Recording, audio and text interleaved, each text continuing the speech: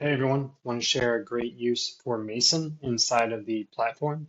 So if you want to have Mason generate a list of all your items that could be selections, here is one way that you could do that. I know this won't work for everyone, but in this case, I have all of my items that are going to be selections called allocations cost in this case. And so I don't have all of them made a selection or an allowance yet. So as you'll see down here, like this finish for under cabinet lighting is just labeled that, but it's not made a selection. So I couldn't use the specifications filter to just pull in all of my allowances and selections and print off that. But what I can do is come up here to Mason and say, generate a list of all items with the cost type allocations cost, include the unit price and quantity, as well as the builder cost.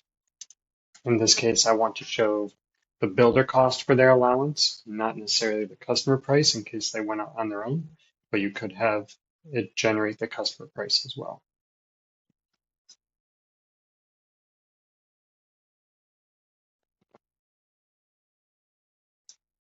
So now Mason pulled the items here in that section of the estimate that they're in, as well as that unit price, the quantity, the unit amount. So if it was like a square footage even on the allowance, and then the builder cost here, I can then take this and put it as a CSV and put it into any data set that I want to present to the customer.